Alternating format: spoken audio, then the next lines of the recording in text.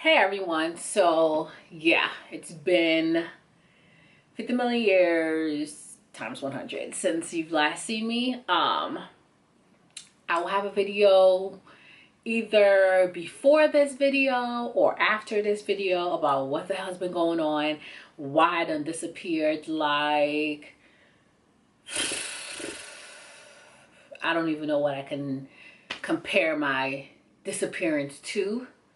I'll think about that when I get to that video. But I come on here today to just talk about this whole Shea Moisture debacle, fiasco, explosion that has taken over social media since yesterday. I mean, my timeline was flooded, and I had a couple of friends that didn't know what the whole hoopla or craziness that was going on with Shea Moisture and why everyone was in up in arms about it.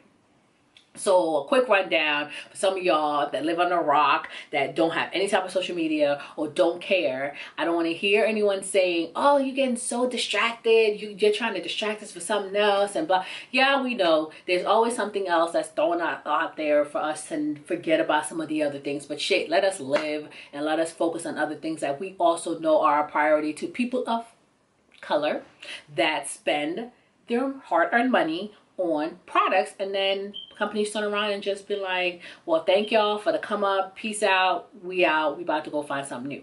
Okay, so I particularly started using Shea Moisture a few years ago simply because one, it talked about how all the products and everything it uses is all natural and organic, and it's really hard to find stuff that is organic, really organic for real, and that's cost friendly and for my type of hair, okay, and skin, lotion, all of the above.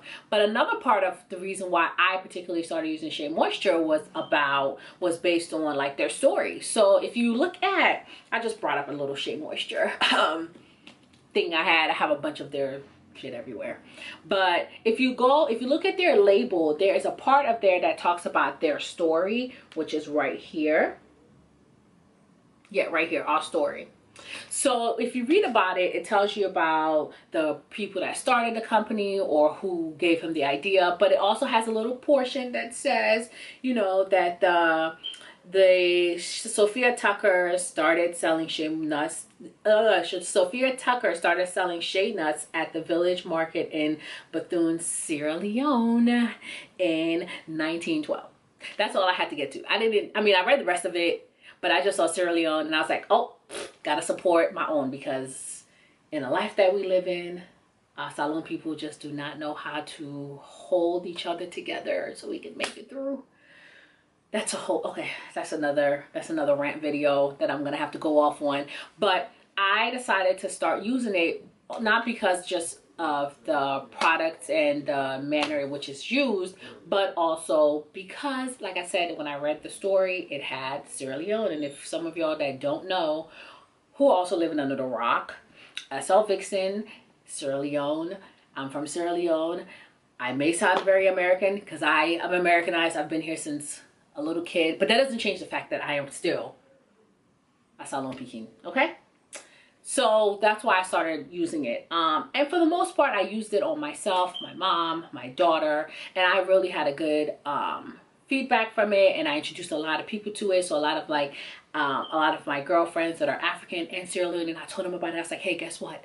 They're also, they started out in our little corner of the country of, you know, the continent of Africa. We, you know, somewhere in there, we're in there. So that also made a lot of my friends try it. I have one friend in particular that particularly tried it, also because of where the whole situation originated from.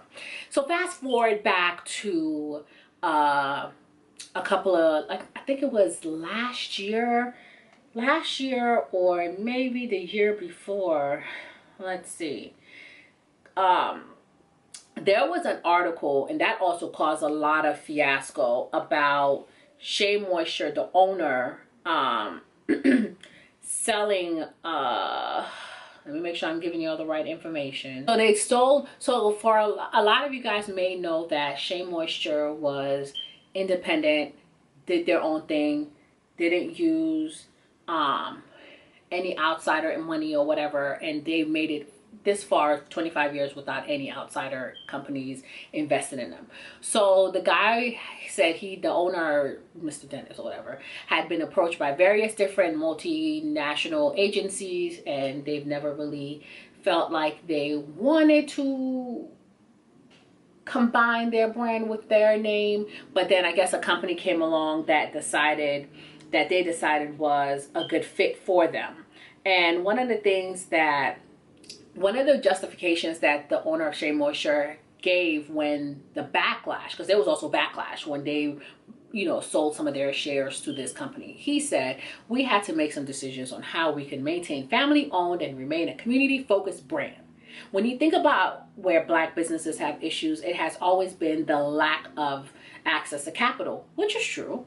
One of the hardest things to do is to get capital. That's where we as Black businesses struggle. And the other place we struggle is scale. And because we don't have an access to capital, we cannot scale. We are not interested in growth for the sake of growing. We are interested in purposeful growth. The investment deal had to be with a partner that had a social mission at the core of his business model. So hence why. So his reasoning behind this business deal that he made makes a lot of sense, because a lot of Black companies, they get a lot of support from Blacks and, minorities, but some of them do kind of fade. And an example he gave was Carl Kanai. Like, how many of y'all remember Carl Kanai in high school?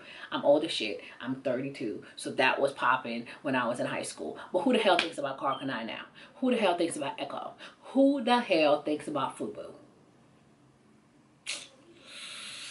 Yeah. So the thought process behind his reasoning makes a lot of sense, okay, for why they merged it. So he got some backlash about that, because a lot of minorities feel like, once you do that, you sell out and you forget the people that brought you up, and you just act like we don't matter, and you just disregard us and just discard us like we ain't shit. So yesterday, since their new merger, in their way of kind of reintroducing the brand to other nationalities and cultures, i.e. people that are non-Black or people that are white, okay, white people, okay, because Shea Moisture was mainly used by African Americans or minorities that had African American type hair. I'm not saying white people ain't got no African American type white hair. I'm not saying that. But Shea Moisture, initially, their target audience and who they focused on when they presented their brand was mostly African Americans. Let's be for real. They're Black, for Black people. Black women, sometimes Black men, children, anyone that was Black, you were targeted to purchase Shea Moisture. Okay? So they released this ad the other day, which was yesterday, which only had one Black person. I mean, she was Black, but she was like more on the mixed Black, and I didn't see anyone that looked like me, okay? Let's just cut to the chase. The point of it all is a lot of people became upset, including me, because I feel like I spent my hard-earned money paying for this shit, making y'all get to the top, and then y'all make it to the top, and you say you don't want to forget the people that got you there, but then when you rebrand, you forgot the people that got you there. Having an ending segment of your commercial, kind of like how the Brady Bunch had that little box situation happening, and it was like 6 of them, and in the center was a mom and dad or whatever. They had like a dark chocolate girl sprinkled right there and another one. But it wasn't, the focus of the commercial was no longer tailoring or targeting people that look like me. And I'm not saying that you can't do a commercial and include all the nationalities that you're looking towards. I'm not saying you're not trying to target us anymore, but the way that commercial was made and presented, it was presented as if you said, thanks for the help, We did it, player. See you on the other side. Peace out.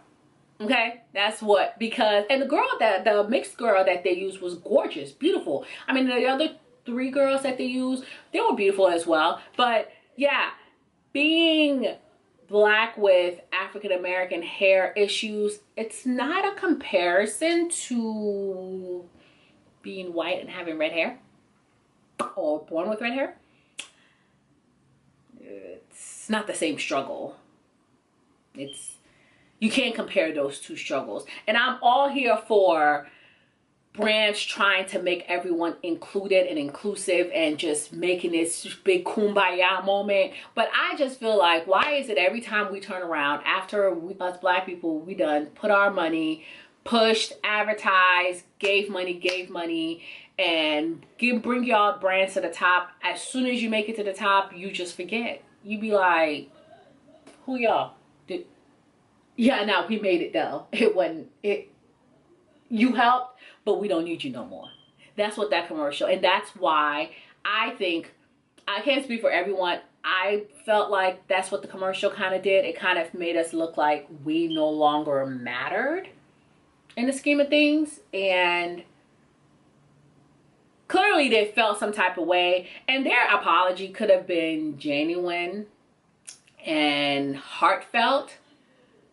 But I'm pretty sure they weren't here for the blacks taking their money out of their pockets because of the commercial. Y'all probably should have thought about that in the drawing board when y'all sat down and was like, okay, look, player, this is what we about to do. We want to make a commercial. We are trying to be more inclusive, and that means black, white, Hispanic, Puerto Rican, all of the plethora, the mixing bowl. But how can we do that and not offend the people that got us here to where we are now? Like, how can we do that?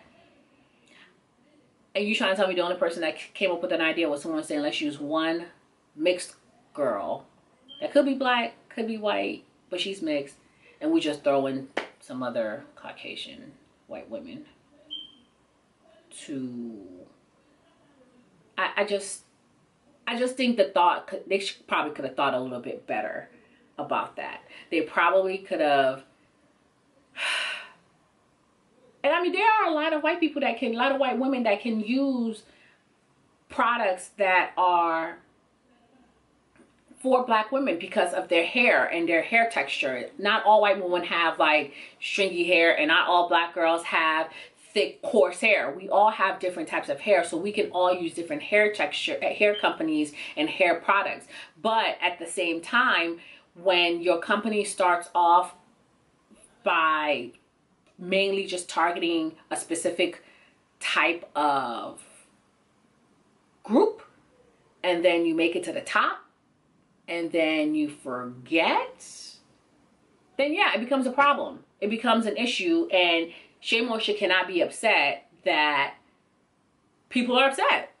Like, point blank period. I mean, there are a lot of companies that do that. I mean, I watch YouTube all the time. There are so many very beautiful, talented black women that, you know, that promote all these makeup lines and products, but if you really go onto their website, they ain't really checking for us. They're just, which is upsetting, because we spend our money just like any other race.